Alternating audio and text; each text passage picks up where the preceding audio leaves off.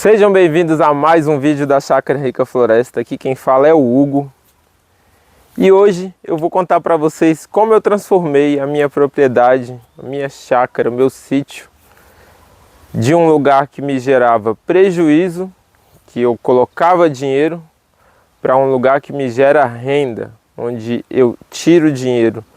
Se você gosta desse tipo de conteúdo, ainda não conhece o nosso canal ou não é inscrito, se inscreva para não perder os próximos vídeos. E vamos lá pro vídeo.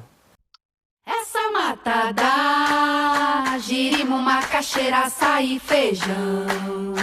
Essa mata dá... Bom, o ano era 2017. Eu era um cidadão comum, só havia morado na cidade. Pelo menos comum para a minha geração, né, pessoal?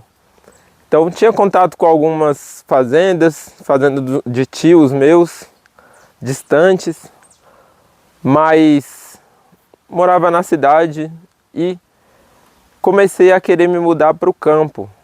Não tinha casa própria na cidade, percebi que no campo era mais fácil eu ter a casa própria, ter um lugar para morar, e comecei a me interessar pelo campo. Naquele ano, um amigo me convidou para fazer um curso de agrofloresta.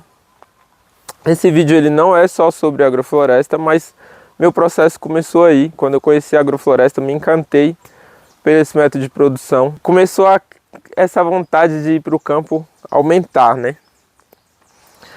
Bom, lá na cidade mesmo eu comecei a praticar o plantio. Vou mostrar uma foto aí para vocês. E essa vontade foi só aumentando, comecei a estudei sobre criação de peixe, estudei sobre criação de galinha, estudei sobre plantio, estudei sobre diversas questões, até que em 2020 eu comprei essa propriedade que eu estou aqui. Então faz 5 anos que eu estou aqui nessa propriedade.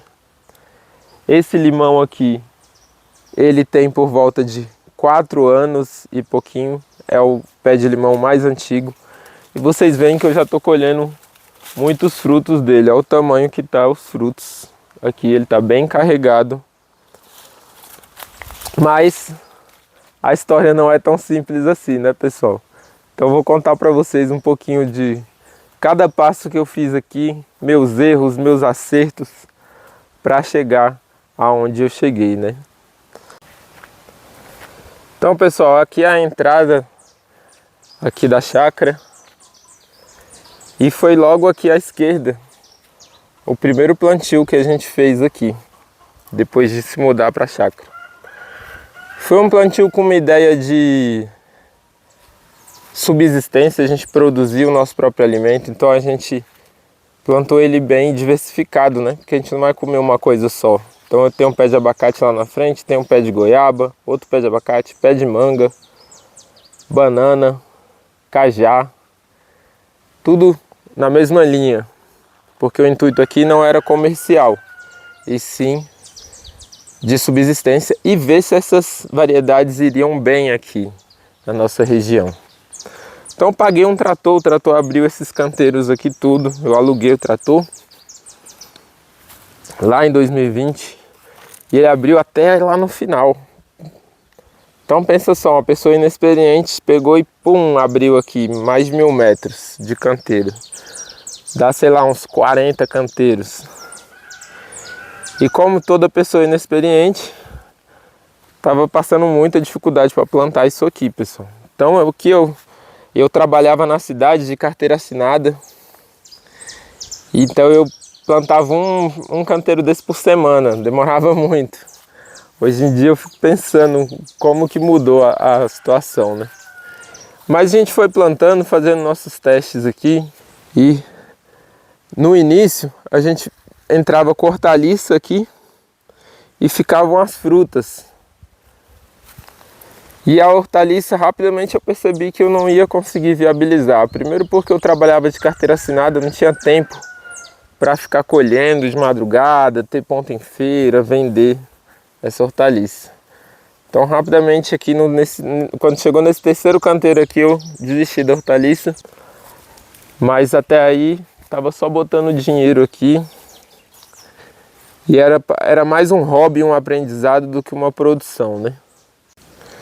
Então, pessoal, em 2020 a gente fez esse plantio aqui.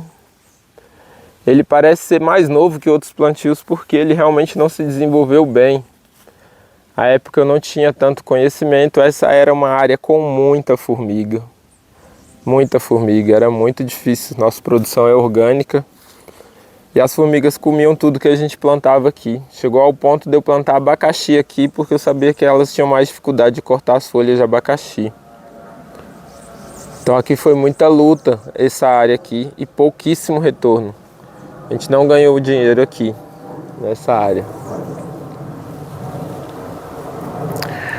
Mas passados os anos, a gente foi aprendendo, né? E fomos desenvolvendo melhor os plantios.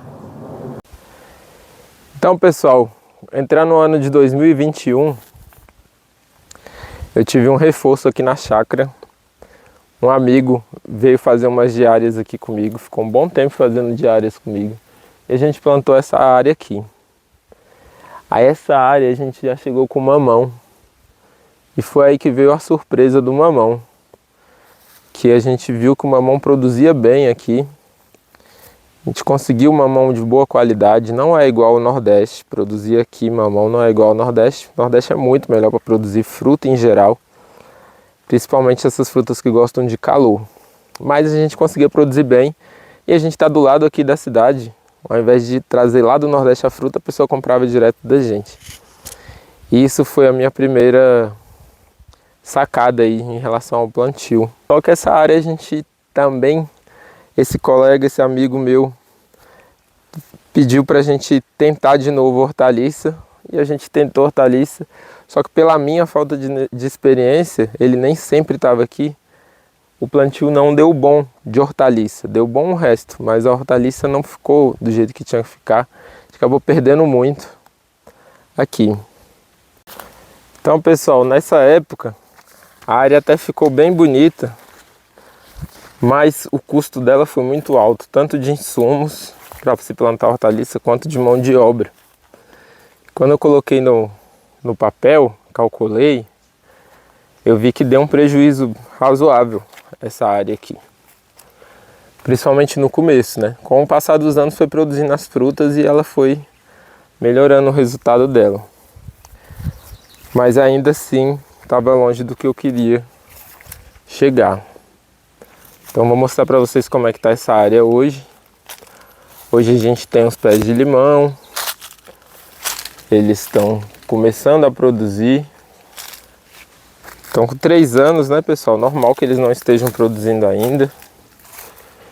Os abacates também são de semente, os abacates, então os abacates vão demorar mais mesmo.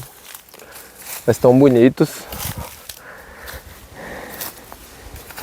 E os mamãos até hoje produzem, ó. Estão bem altos, 3, 4 metros de altura. Então fica mais difícil de colher, mas até hoje eles produzem. E aqui a gente não bota mais adubo. A gente tem adubado as áreas no começo. E quando a gente vê que precisa, a gente dá um reforço. Então se for uma planta que está muito fraca, a gente vem e dá um reforço. Mas quando a gente vê que não está precisando, a gente vai diminuindo a adubação. Os pés de limão estão bonitos, mas ainda não estão produzindo. Aqui tem muita formiga também. Então, se vocês forem ver, eu estava num processo de aprendizado, tanto do como plantar, como do como comercializar, como plantar uma área rentável, porque de nada adianta a gente plantar uma área que produza muito se ela não se rentabiliza, né? Isso não é sustentável. Seguindo aqui, a gente veio plantar uma área de manga palmer. E aqui já com outra cabeça, outra experiência, a gente começou a plantar o capim mombaça na entrelinha. Então a gente tinha uma linha com foco em limão ainda e uma linha com foco em manga palmer. Então os pés de manga palmer estão bem desenvolvidos, já produziram. Eu até me arrependi de não ter feito as 2 linhas com foco em manga. Podia ter feito a área inteira com foco em manga e banana.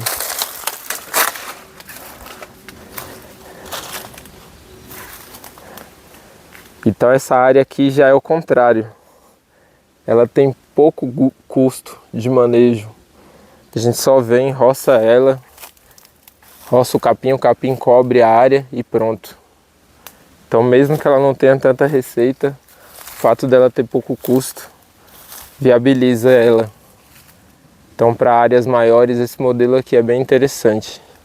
E depois que o mamão deu bom, A gente começou a abrir áreas como essas daqui, voltadas para o mamão e para a banana. E eu vou explicar o porquê da banana. Bom, pessoal, aí nesses primeiros anos aqui que a gente estava aqui na chácara, a gente decidiu investir num desidratador para desidratar bananas. E é por isso que hoje, se você vir aqui na chácara, nas áreas mais recentes, você vai ver que a gente tem muita banana. Igual esse cacho que está aqui, ó, de banana nanica. A gente tem muita área de plantação de banana, então tem muita bananeira aqui. Porque a gente passou a desidratar a banana e isso hoje é a nossa principal fonte de renda. Não só a desidratação de banana, como de outras frutas também. Eu vou mostrar nossos produtos aí para vocês. A nossa banana desidratada, acho que as pessoas já conhecem banana desidratada, mas a nossa é diferente. Ela é desidratada a baixa temperatura, o que deixa ela bem macia, preserva os nutrientes. É muito diferente da do mercado. Vale a pena provar. Aqui é a cupuaçu com banana, é um rolinho de fruta que a gente chama. Então ele vem assim, você vai abrir, vai ter pedaços desse jeito aqui. E você rasga aqui facilmente, é macio e come. É como se fosse um doce, mas não vai açúcar. É só o doce da banana. A gente também tem nosso carro-chefe, que é a banana com chocolate, que é a banana desidratada coberta com chocolate, assim. Chocolate também é orgânico. E temos também o rolinho de banana com açaí, que é bem semelhante ao de cupuaçu, só que é feito com açaí. Na cor do açaí, é só açaí e banana. É a partir de R$10, pessoal, que é o preço da banana passa. E a gente envia para todo o Brasil, é só entrar em contato com a gente pelo telefone. Então a gente tem uma linha só com banana, uma linha de capim mombaça que é para roçar e derrubar aqui. E uma linha com foco em mamão, com frutas do futuro, né, pessoal? A gente não fica renovando a lavoura de mamão, não, até porque o mamão, quando a doença se instala, dificilmente você consegue renovar no mesmo lugar. E isso se repete, capim, banana, depois... E aqui vocês podem ver que vai ficar a siriguela, né? Mas aí o mamão veio e tirou uma renda, eu comecei a investir mais no mamão. Então com o mamão comecei a conseguir pagar os custos aqui da chácara. Era R$1.000, R$1.500 que esse mamão dava. Eu só pagava algumas diárias, não tinha funcionário fixo. E eu comecei a pagar os custos, mas ainda não me dava lucro. Acabava que eu trabalhava aqui sem receber nada, né? Mas, pessoal, como nada é simples na vida do agricultor, aqui eu tinha pouca água. E ano passado foi a maior seca dos últimos 50 anos aqui da região. Com isso, faltou água aqui para a produção. E por isso vocês estão vendo os mamões pouco carregados, alguns assim praticamente mortos. Porque eu tentei furar um poço aqui, mas não deu certo e eu fiquei sem água mesmo. Perdi mais de 200 cachos de banana. Então os cachos secavam assim no pé por falta d'água. Que aqui a seca é braba mesmo. E meus pés de mamão, como vocês podem ver até hoje, mesmo com 5 meses de chuva aí, ainda estão se recuperando. Agora que eles estão começando a botar alguns mamão, então sentiram bem a falta d'água. E eu perdi essa renda do mamão. E foi aí que a renda dos desidratados segurou as pontas aqui, né? E ainda que não fosse uma renda muito alta, essa renda dos desidratados pagava os custos aqui da operação. Aqui, pessoal, vou mostrar para vocês como que é um pé de mamão aqui saudável na nossa região. Ele fica dessa forma aqui. Então ele tem uma boa quantidade de frutos. Aqui a gente já colheu o fruto hoje desse pé. Então é desse jeito aí, se não faltar água, se não tiver problema nenhum, que ele vai ficar aqui na nossa região. Esse é um bom pé de mamão. Então, pessoal, enquanto aqui foi sempre agricultura, são muitos altos e baixos, né? Às vezes você dá azar ou planeja errado, comete algum erro e tem um resultado muito ruim. E isso é difícil. E às vezes fica muito bom, mas você não sabe o dia de amanhã, né? Depois já não tá tão bom assim. E a gente decidiu diversificar um pouco e começamos a criar as galinhas. Então a gente botou 100 frangos aqui para corte primeiro, que era uma primeira experiência, são mais rápidos, né? E desses 100 a gente abateu por volta de 70 a 80, deixou só as fêmeas, que vem pouca fêmea em raça de corte, né? Tem umas que nem vem fêmea.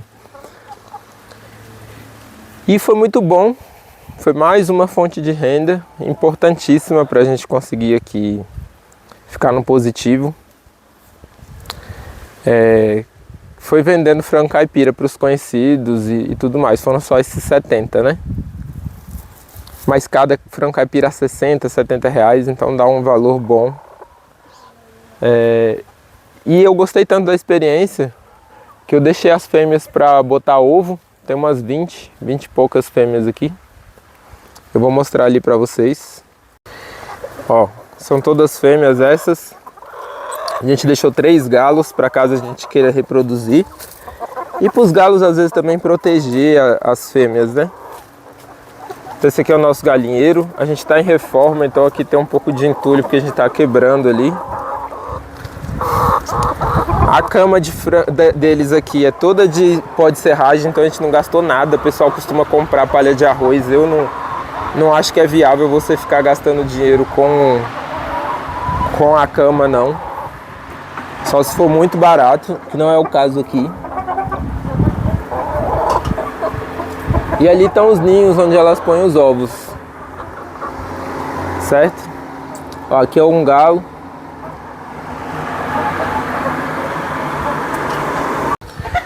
E agora a nossa ideia, inclusive a gente já colocou em outro vídeo aí, é criar galinha para a produção de ovos, além da venda do frango caipira, para ter mais outra renda.